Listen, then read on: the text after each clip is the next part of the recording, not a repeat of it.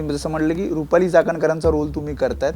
Script आलं, रोलबद्दल विचारण्यात आलं आणि मी स्क्रिप्ट मागून घेतली. त्याच्यानंतर मला कळलं की हे असं प्रकरण आहे की ते म्हणे ते न्यूमरोलॉजिस्ट करायचे, नंबर आकडा सांगायचे, मग तुम्हाला काहीतरी करायला सांगायचे, मग ते तुम्हाला काहीतरी प्यायला द्यायचे. हे पिणं देणारे गुरु कसे असू शकतात? नाही, मला फक्त ह्यासाठी फोन आलेला आहे की तुम्ही हे करू नका, रोल करू नका. हां, म्हणजे चित्रपटात काम ह्या अशा पद्धतीने घेऊ नका, राजकीय प्रेशर देत आहेत, तुमचं राजकीय करिअर उद्ध्वस्त करतील, असे महिला नेत्यांचा फोन आहे. आणि त्यामुळे त्यांना कळलं की तुम्ही रुपाली चाकणकरांचा रोल करताय. 3-4 दिवसामध्ये न्यूजमध्ये चालूच आहे ना, कंटिन्यूस चालू आहे. भोंदूबाबा अशोक खरातचं प्रकरण मागील काही दिवसांपासून चांगलंच गाजतंय. या सगळ्या प्रकरणामध्ये चौकशी सुरू आहे, पोलीस सुद्धा या सगळ्याचा तपास करत आहेत. मात्र आता या सगळ्या प्रकरणावर चित्रपट येतोय, त्याचं नाव आहे महाराष्ट्र एप्स्टीन फाईल. आणि या चित्रपटामध्ये आपण जर बघितलं तर रुपाली चाकणकरांची भूमिका करणार आहेत अभिनेत्री दीपाली सय्यद. दीपाली सय्यद आपल्यासोबत आहेत. एक इनिंग तर तुम्ही राजकीय खेळलेला आहात, अभिनेत्री म्हणून सुद्धा आम्ही तुमचा प्रवास बघतो. आणि यामध्ये अशा प्रकरणावर जे महाराष्ट्रभरच नाही देशभर गाजतंय ते म्हणजे खरात प्रकरण, त्यामध्ये तुम्ही रोल करतायत. कधी तुम्हाला ऑफर करण्यात आली? आणि मी जसं म्हटलं की रुपाली चाकणकरांचा रोल तुम्ही करतायत, तर काय स्क्रिप्ट आहे थोडक्यात जर तुम्ही सांगितलं? नाही, स्क्रिप्ट नाही मी सांगू शकत आहे. आता 2-3 दिवसच झाली या गोष्टीबाबतीत चर्चा सुरू झाली आहे. स्क्रिप्ट आलं, रोलबद्दल विचारण्यात आलं आणि मी स्क्रिप्ट मागून घेतली. कालच 5 वाजता रात्री स्क्रिप्ट देऊन गेल्यात, मी रीड करते. आणि त्याच्यानंतर मला कळलं की हे असं प्रकरण आहे.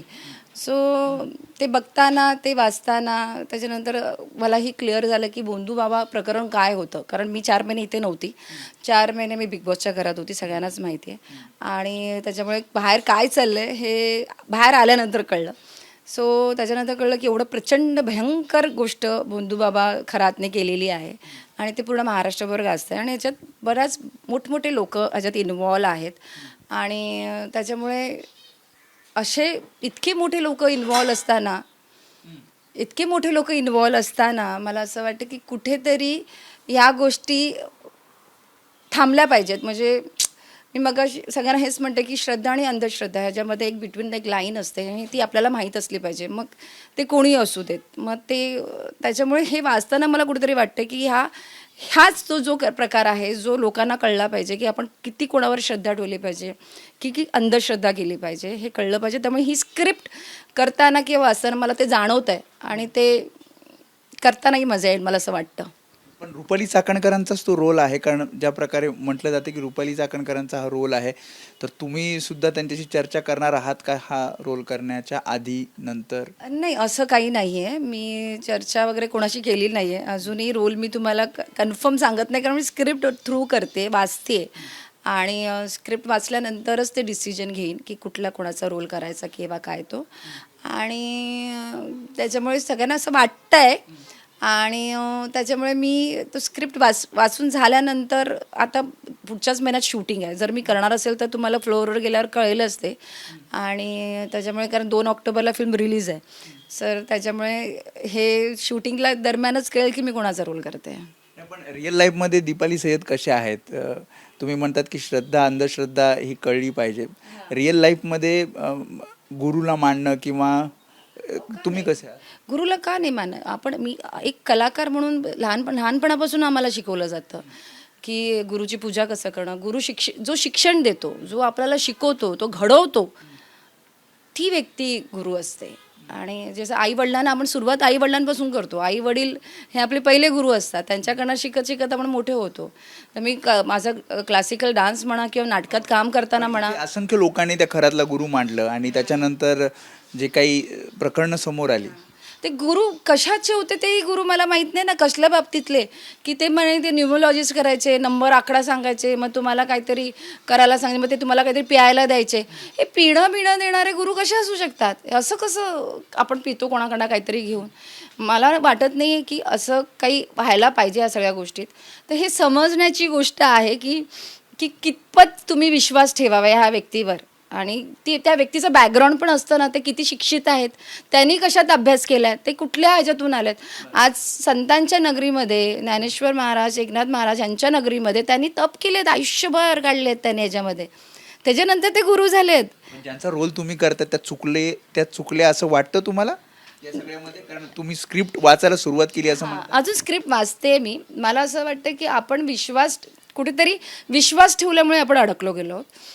आणि आता हे स्क्रिप्ट वाचताना मला कळेल की काय आहे त्याच्या पुढची गोष्ट. त्यामुळे स्क्रिप्ट कंप्लीट होऊ देत, मग मला कळेल की त्यांची चूक आहे की बरोबर आहेत.